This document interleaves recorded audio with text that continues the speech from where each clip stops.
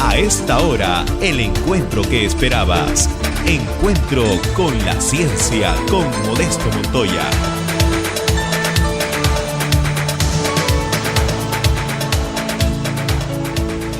Ahora tenemos al doctor Aurelio Arbildo, que es ingeniero químico de origen, luego ha hecho doctorado en ingeniería nuclear en la Universidad de New México, trabajó en el Instituto Peruano de Energía Nuclear por muchísimo tiempo, alcanzando todos los cargos imaginables, y luego, por alguna razón, renunció para volverse empresario, aplicando su conocimiento en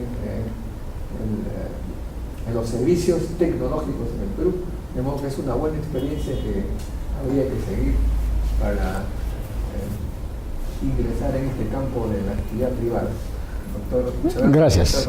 En general yo utilizo una herramienta de programación LabVIEW, programación gráfica, para todas las actividades que hago, fundamentalmente porque estoy muy familiarizado con esa herramienta.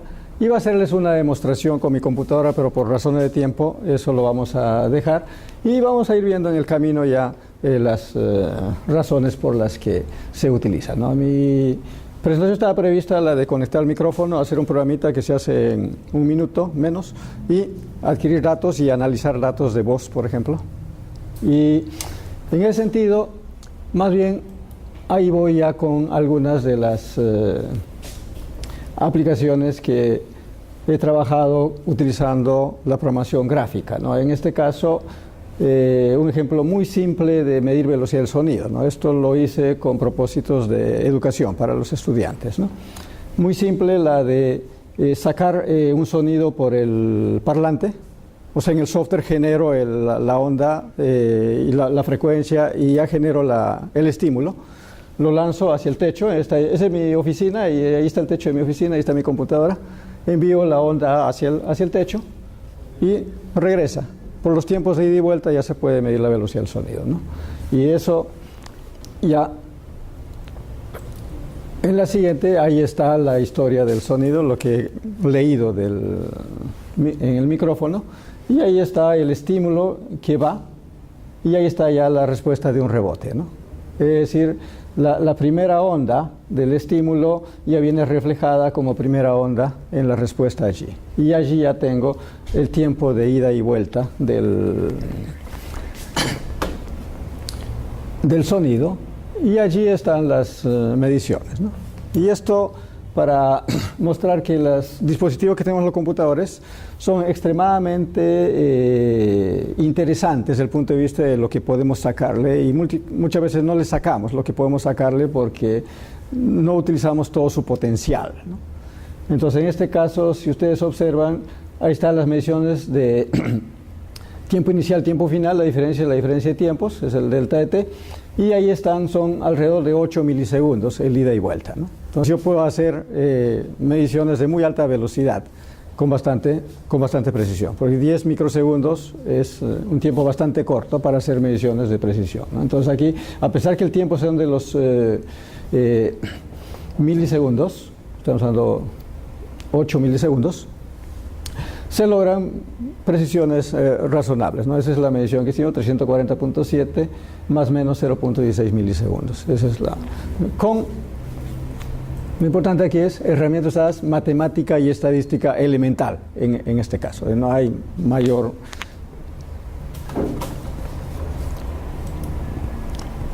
Y también aplica medición de calidad de cerámicos o calidad de montajes cerámicos, que fueron 2 partes, ¿no? La primera es simplemente un golpe sobre el cerámico y ahí está cómo el sonido decae en el tiempo, es la función del tiempo.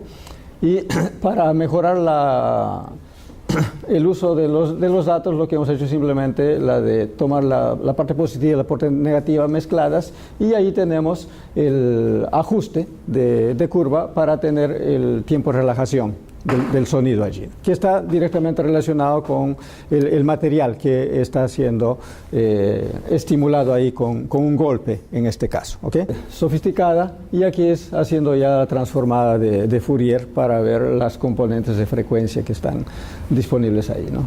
Lógicamente no es conveniente hacerlo sobre esa, sino sobre el original, porque al haber hecho eso ya solamente las partes positivas y las negativas también hechas positivas, ya se están introduciendo frecuencias fantasma que no conviene. Entonces el estímulo, la respuesta correcta realmente es sobre la data original, no sobre esta data modificada, ¿no? Y ahí, para hacer una prueba de ver qué es lo que hay debajo, y segmentamos la cerámica. Ahí está el micrófono común, claro, el más barato que tenemos disponible para las computadoras.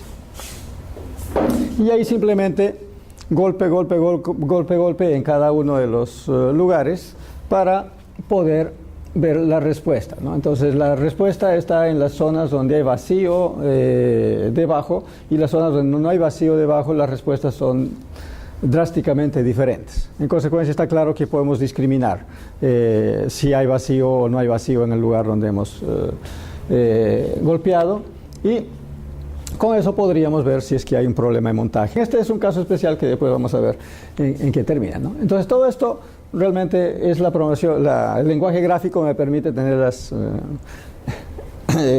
los gráficos y presentarlos y analizarlos fácilmente, ¿no? Entonces allí están las frecuencias. Y en realidad lo que hicimos es identificar dónde están las frecuencias que identifican las dos partes, ¿no? La parte que está en la parte sólida y la parte que es en zona vacía. Y después hacemos ya una relación de integrales del espectro de frecuencia para simplificar las cosas, de tal manera que ya podemos ver eso, ¿no? Y también estamos viendo el tiempo de relajación, es decir, dos criterios, y al final de la relación de áreas es lo que obtenemos, ¿no? Lo que en realidad sucede es que esa cerámica fue montada, eso está en mi casa, ¿no? Esa cerámica está montada sobre el vacío que hay del desagüe que viene de una pared que está siempre con agua para que caiga ahí y crezcan las plantas ahí. Entonces el desagüe, eso baja en ese punto donde baja, y ahí pusieron la cerámica en vez de poner una tapa, ¿no? Entonces, y allí ya está el gráfico de lo que hay abajo. Eso fue parte de eso, ¿no? Un nivel más es análisis de frecuencia. Segmentar el tiempo es ya para otra aplicación que trabajamos también, ¿no? Y esto probablemente le interese al profesor Muguruza, porque esto viene algo con las neurociencias.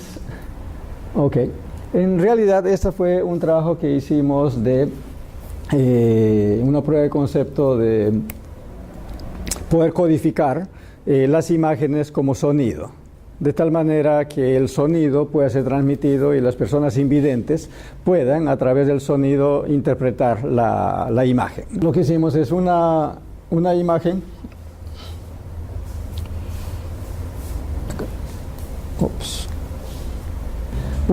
un punto de imagen, en este caso para tonos de gris, tiene una posición en X y en Y, y adicionalmente tiene un valor allí, que es si es claro o es oscuro. Entonces el claro oscuro en este punto lo codificamos con volumen, de tal manera que mientras más oscuro es, el volumen es más bajo, mientras más claro es, el volumen es más alto. Pero tenemos que codificar también la posición de ese píxel, y eso lo codificamos con una frecuencia en Y y con una frecuencia en X. Entonces tenemos una combinación de frecuencias que representan la posición. En consecuencia, el sonido va a ser, para este punto, va a ser frecuencia, frecuencia, volumen, ¿no? Y ahí tenemos frecuencia, frecuencia para la posición y volumen para el valor de ese píxel. ¿Ok? Y ahí está un ejemplo en un lugar, ¿no? Entonces acá tenemos las dos componentes de frecuencia para un punto que está ubicado en un lugar, y esta es la dos combinación de frecuencia para otro punto que está en otro lugar, ¿no? Entonces este sonido identifica un punto en particular, la amplitud identifica el color, ¿no es cierto? Y la combinación de frecuencia del punto, la combinación de frecuencia del punto y la amplitud del lugar. Esa es la idea de la codificación. Y hicimos pruebas de concepto con imágenes bastante pequeñas por el tiempo de procesamiento fundamentalmente, y aquí están los casos que trabajamos, ¿no? Entonces tenemos el objeto, y esto es ya la reconstrucción de de la imagen a partir del sonido. ¿Ok? Entonces, la forma como se hizo en este caso es, para una línea, generamos todas las frecuencias y las mezclamos. De tal manera que en esa línea tenemos la mezcla de frecuencias. Y esa frecuencia la barremos hacia la izquierda para facilitar, es una forma de hacerlo, ¿no? Ensayamos varias, pero esa era una forma y esa era la más evidente, ¿no? O sea, una mezcla de frecuencias aquí y las barremos en el tiempo. De tal manera que después lo que el cerebro tendría que hacer es identificar el patrón de, y en eso el cerebro es bueno, el patrón de tonos de gris a medida que se barre la imagen. Esa es la forma como se trabajó esto de acá. Y se ensayó también la reconstrucción ya sacando el sonido, ¿no? Entonces, de la imagen generamos el patrón de sonido y reconstruimos la imagen aplicando transformada inversa de Fourier segmentada en el tiempo. Una curiosidad. Están usando el sonido y la velocidad del sonido es ¿cuánto? 100 del orden de 100 metros por segundo por ahí. Tu resolución es de 0.8 milésimas de segundo. Ah, no, ese era el tiempo de ida y vuelta de la onda. Porque en realidad lo que hacíamos es, el impulso viaja y regresa.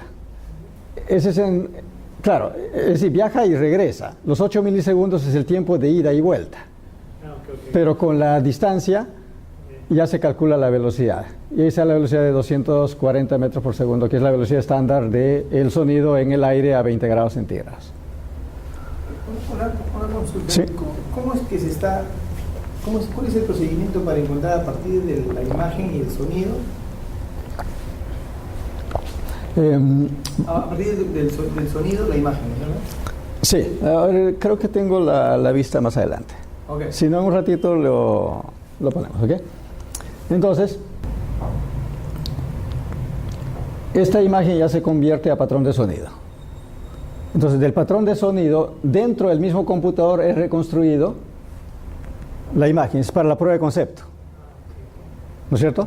Se supone que esa imagen la voy a transmitir al exterior. Y es la persona la que va a reconstruir la imagen en el cerebro. ¿Ok? En este caso, la reconstrucción de la imagen no lo está haciendo la persona, sino lo está haciendo el software. Normalmente un píxel uno tiene 3 colores, 255 tonos de gris solamente lo he trabajado. Sí. Bueno, pero igual, ¿y cuántos tonos? Es un solo, claro, es solamente un byte del tono gris. Pero el volumen ya nos da los tonos de gris en todos los valores que... Entonces, eso te está cobrando solo sin que sea... Lo que tengo aquí es la imagen original y aquí es la reconstrucción de la imagen por el software con los datos dentro del computador. Pero aparte de eso, lo que hicimos fue sacamos el sonido por el parlante, lo pasamos a la grabadora y lo regresamos al computador para reconstruir la imagen donde ya toma en cuenta el viaje y las interferencias que pueden haber externas, ¿no? Y esta es la reconstrucción ya de del sonido de la grabadora, ¿no? Entonces era solamente para la prueba de concepto de que en el sonido que enviamos estaba ya codificada la imagen. ¿Ok? Y hicimos la prueba, con este caso ya trabajando con más píxeles, y ahí está la reconstrucción. Y aquí está el proceso que me preguntabas. ¿Ok? Entonces, lo primero es la captura de la imagen, que es la lectura, de tener la imagen, ¿no? Y de la imagen, en este caso ya sería de una imagen de archivo, leemos los píxeles, cada píxel, y trabajamos en realidad leyendo los píxeles de esta línea. Entonces, ahora en esta línea, como está en una sola línea, es una sola frecuencia la que estaría acá, que va a depender solamente de los tonos de gris. Es decir, aquí va a ser frecuencia baja, en esta línea, digamos, aquí va a ser frecuencia muy baja, perdón, volumen muy bajo, y aquí va a ser volumen más alto. Entonces, la frecuencia del sonido va a cambiar a medida que se sube, es una sola frecuencia, ¿no? Entonces, aquí va a ser muy grave, volumen bajo, color oscuro. Aquí arriba va a ser en la posición tendríamos en la vertical, sería frecuencia más alta y volumen alto, ¿no? Entonces, en una sola línea, tendríamos que interpretar solamente, si está hacia arriba, la frecuencia nos dice dónde estamos. Frecuencia alta me diría que estoy aquí. Si el volumen es alto es porque es claro. Si estoy acá... Como la impresora. Sí. Cuando tiene que pintar suena, ¿no? Y cuando ya no, ¿no? ¿Algo así? Claro, vamos a ver. Lo que voy a trabajar es en una sola línea acá. ¿Ok? Aquí tengo una frecuencia baja y volumen bajo. Acá tengo una frecuencia un poquito más alta, volumen bajo. Acá una frecuencia más alta, volumen más bajo. Aquí arriba ya tengo una frecuencia más alta porque estoy más arriba y un volumen más alto porque está en claro.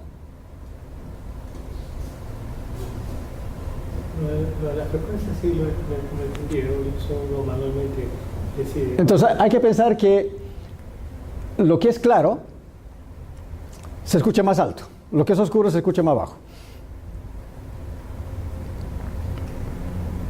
Tú lo estás definiendo. Lo estoy definiendo, claro, lo estoy definiendo. Diseño. Claro, es para codificar. Y el entrenamiento en la persona es ya la que va a decodificar después. Claro, y la que vas a entrenar. La que vas a entrenar, claro. Que al final, Manual del usuario. claro, que al final el entrenamiento puede ser muy natural, ¿no?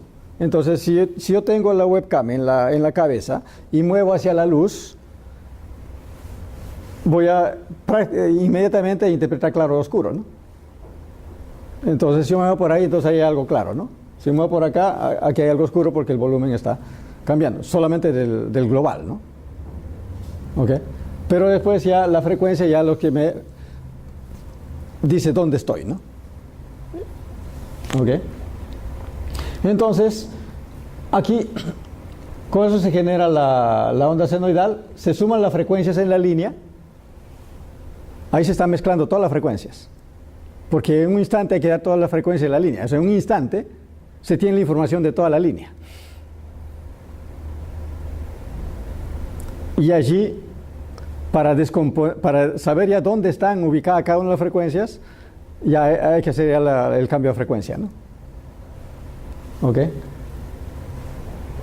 Entonces, lo que se hace es así. Entonces, lo que tendría aquí es, en cada instante, la suma de frecuencias de una línea, en el siguiente instante de la otra línea, en el siguiente instante de la otra línea. Ahí estamos haciendo el barrido posicional.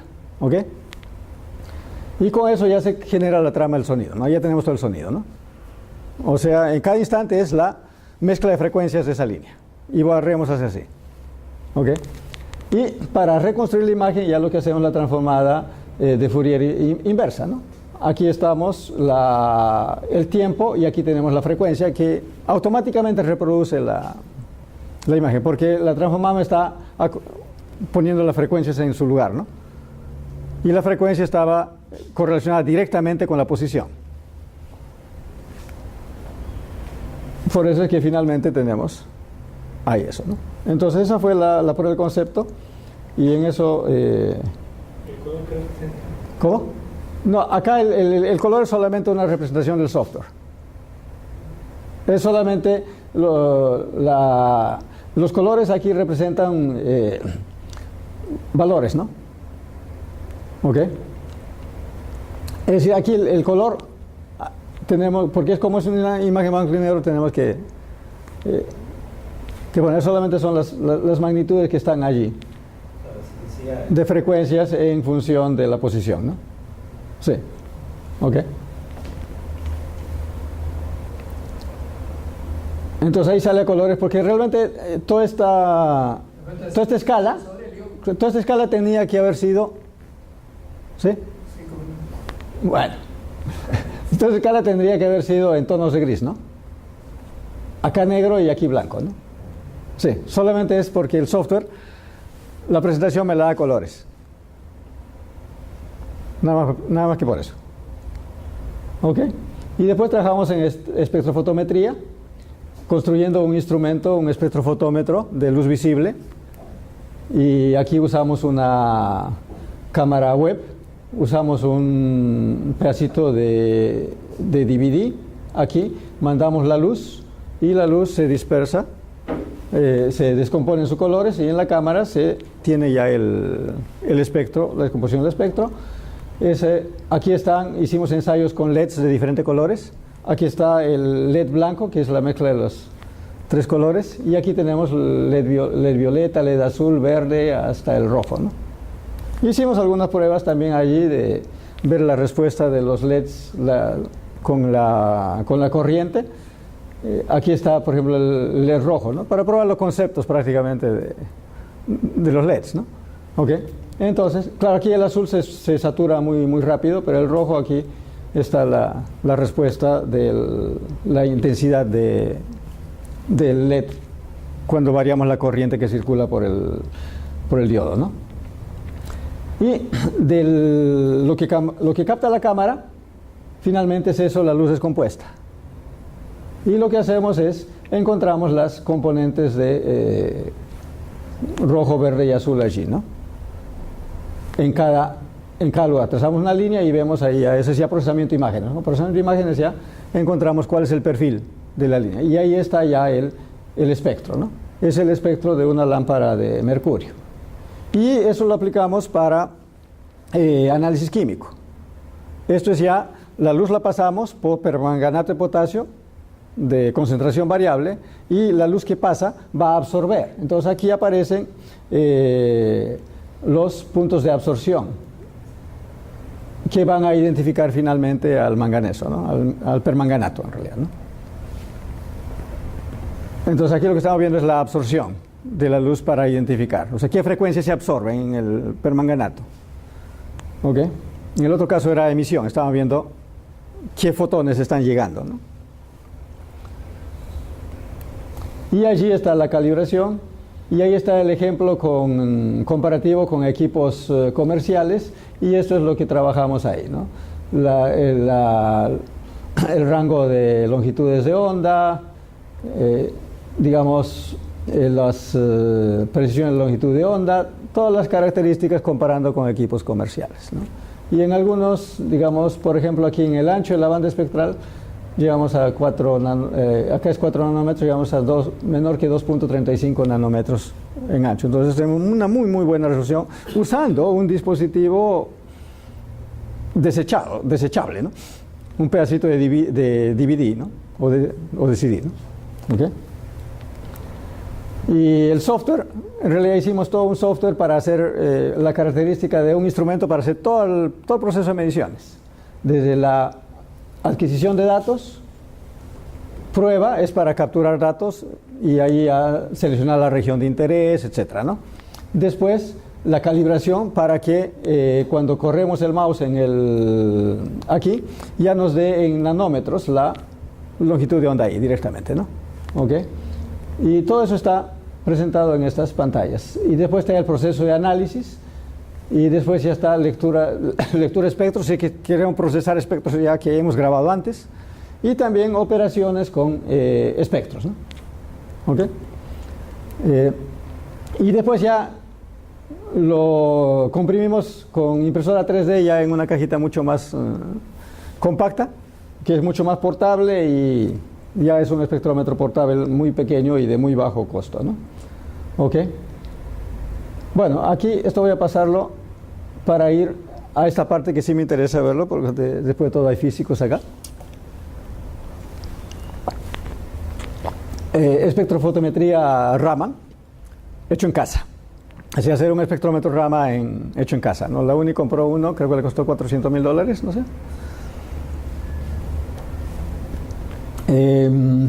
No sé, ¿alguno está familiarizado con Raman? Más o menos algunos, ¿no? Para darles una idea nada más, ¿no?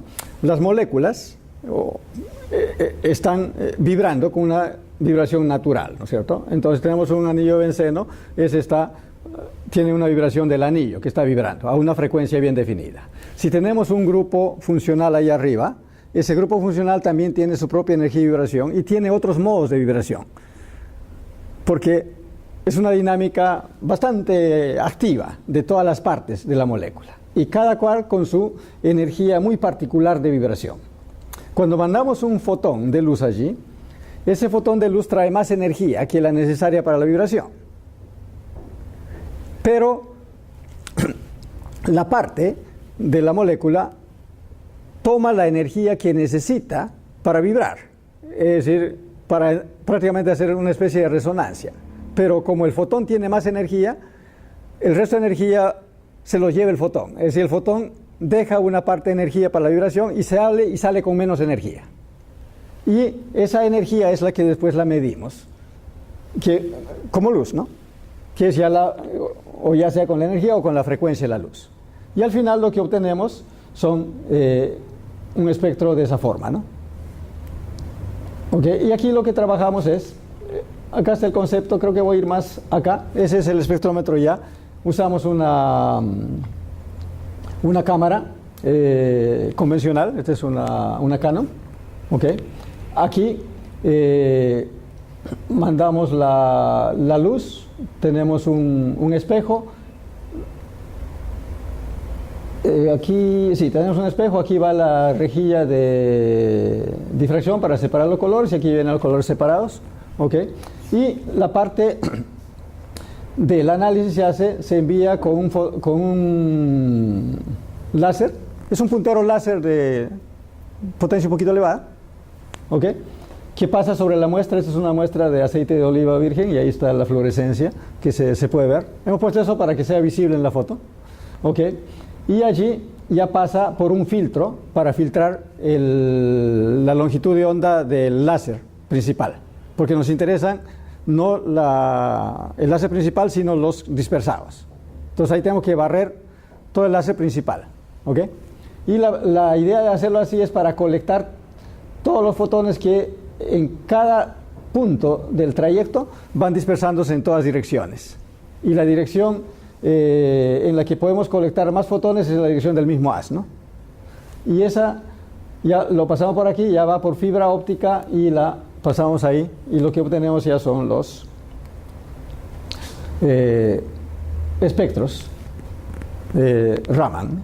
Y con ese espectro Raman ya nosotros podemos identificar elementos, cuantificar elementos, ¿no? ¿Okay? Y bueno, eso lo publicamos.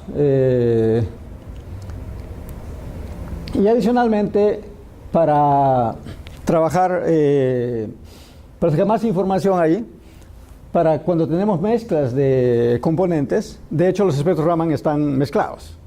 Y la idea era, vamos a ver qué posibilidades tenemos de separar, y eso lo hacemos ya por la huella, realmente, la distribución de frecuencia que están allí, y caracterizando, igual cada elemento tiene también una componente de fluorescencia allí, y trabajamos ahí ensayando método estadístico multivariable de componentes principales independientes para ver la posibilidad de separar componentes, identificar, bueno, este tiene tanto de esto, tanto del otro, ¿no? Y adicionalmente con la idea realmente de deshacernos del background de fluorescencia. Y esa parte la trabajamos posteriormente, ¿no? Ahí están en realidad ahí se puede ver que hay una separación, ¿no? Esta es la parte fluorescente y esta es la parte más Raman, ¿no? Entonces, eso lo usamos como una metodología, pero después trabajamos otra para para deshacernos de la fluorescencia, ¿no? Y esto lo hicimos ya con otro trabajito donde tenemos más cosas, y lo que voy a mostrar más o menos los procedimientos que hicimos para poder separar la parte Raman de la parte fluorescencia que vienen montadas, ¿no? La diferencia es que los picos de Raman son bien angostitos, mientras la fluorescencia es mucho más abierta, ¿no? Entonces, lo primero que hicimos usamos una metodología que se usa para imágenes para identificar los picos, que es una metodología de quitar información, poner información, ¿no es cierto? Y si es que un pico está bien definido, hay información que está al costado que desaparece si es que el pico está ahí, ¿no?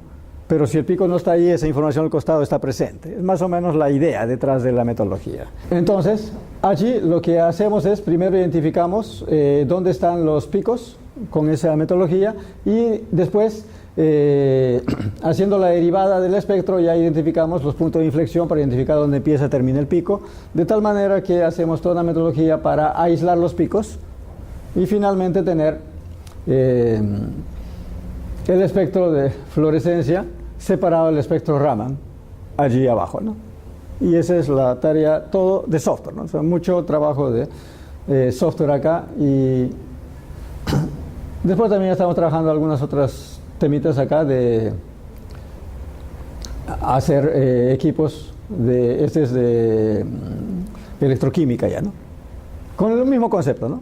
Trabajamos interfaz gráfica para poder ver todo lo que pasa y trabajamos mucho software detrás de eso para el análisis.